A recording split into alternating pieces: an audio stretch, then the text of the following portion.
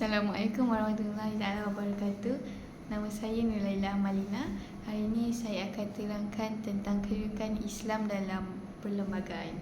Seperti yang kita dah belajar, perlembagaan ada dua, iaitu secara tradisional dan moden. Jadi yang saya akan ceritakan ni adalah mengenai kedudukan agama Islam yang terdapat dalam ciri-ciri tradisional. Ceritanya bermula selepas Perang Dunia Kedua, yang mana British mengambil alih semula pemerintahan di Tanah Melayu. Ketika tu Tanah Melayu telah bersatu hati untuk mendapatkan kemerdekaan untuk Tanah Melayu.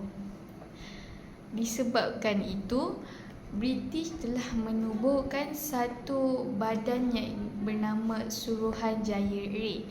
Mana datangnya nama Suruhanjaya Red ni datang daripada Lord William Red, iaitu pengerusi bagi badan Suruhanjaya Red ni. Jadi untuk membentuk sesebuah negara, perlembagaan mestilah ada. Jadi itulah tujuan wujudnya Suruhanjaya Red, yang bertujuan untuk menggubal perlembagaan, yang mana perlembagaan ini berlandaskan model Westminster. Yes.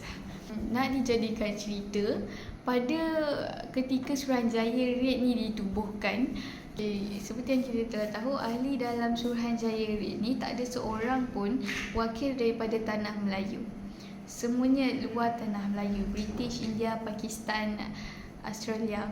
So, pada ketika tu, setelah siapnya penggubalan perlembagaan diorang ni, tak ada kedudukan agama Islam dalam perlembagaan. Jadi, pada ketika itu, ahli parlimen yang memenangi pilihan raya pada Julai 1955 yang dianggotai oleh Parti Perikatan UMNO, MCA dan MIC. Mereka telah mencadangkan atau lebih kepada menggesa untuk mewujudkan kedudukan agama Islam dalam perlembagaan. Jadi nak dijadikan ceritanya, Suruhanjaya ini pun wujudkanlah kedudukan agama Islam dalam perlembagaan. Setelah selesainya masalah tu semua, wujud pula satu konspirasi yang mempersoalkan adakah Tanah Melayu ni negara yang sekular ataupun tidak sekular. Jadi di sini saya berikan maksud sekular. Jadi Tunku Abdul Rahman pada mulanya menyebut bahawa Tanah Melayu ni adalah sebagai negara yang sekular, tapi telah mengubah pandangannya pada tahun 1984 dengan menyatakan bahawa Malaysia bukan negara Islam, tetapi juga bukan negara sekular secara mutlak. Jadi terdapat pelbagai pendapat mengenai konsep negara sekular ni. Jadi ini adalah antara contoh pendapat. Dapat dilihat juga ciri-ciri negara sekular secara umum seperti berikut.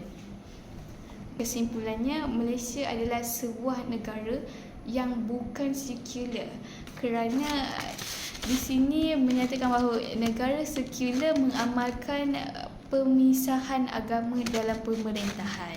Maka Malaysia bukanlah antara negara sekular. Bagi mengukuhkan lagi kedudukan agama Islam dalam perlembagaan ni, terdapat perkara yang telah diwujudkan.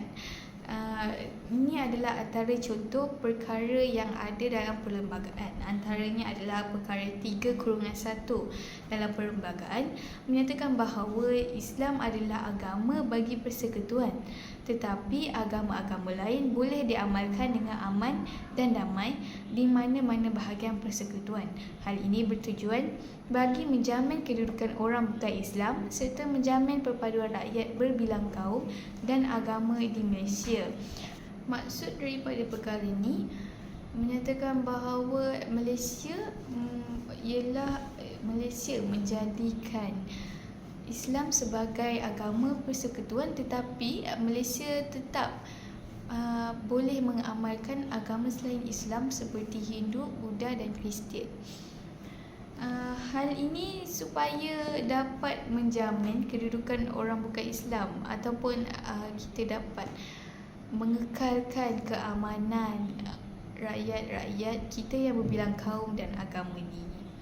Jadi hal ini juga menunjukkan adanya konsep toleransi beragama antara kaum di Malaysia. Seterusnya, perkara 3/3.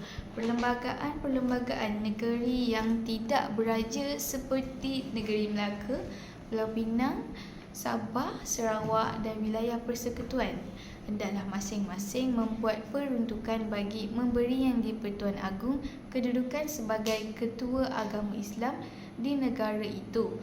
Bagi negeri-negeri beraja, ketua agama Islam ialah Sultan atau Yang Tuan Besar.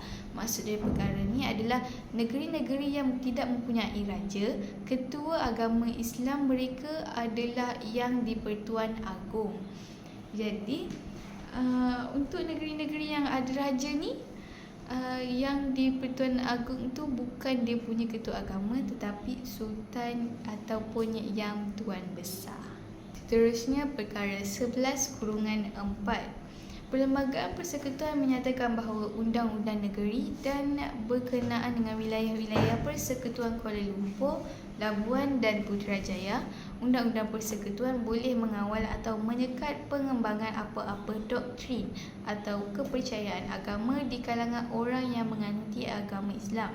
Seterusnya, kawalan dan sekatan penyebaran agama bukan Islam berdasarkan perkara 11/4 yang menjadi punca kuasa rang undang-undang itu hanya dihadkan kepada orang Islam sahaja, bukan kepada sesama penganut agama lain. Orang bukan Islam juga dilarang menyembahkan agama lain kepada penganut agama Islam. Maksudnya, orang bukan Islam ni dilarang untuk menyebarkan agamanya kepada orang yang menganuti agama Islam. Terakhir sekali, perkara 150/6A. Kedudukan agama Islam, adat istiadat Melayu dan bumi putera Sabah Sarawak kewarganegaraan meskipun dalam keadaan darurat. Maksud dari perkara ni, kita dapat tahu bahawa dalam keadaan darurat, semua perkara ni, perkara-perkara macam kedudukan agama Islam, adat istiadat dan kewarganegaraan ni tetap dikekalkan dan tidak berubah walaupun dalam keadaan darurat. Contohnya masa kita PKP, darurat telah dilaksanakan. Tetapi berdasarkan perkara 11/4 tadi, iaitu orang bukan agama Islam tidak boleh menyebarkan agamanya kepada orang Islam. Jadi semasa darurat, mereka tetap tidak boleh menyebarkan agama mereka kepada orang yang beragama Islam.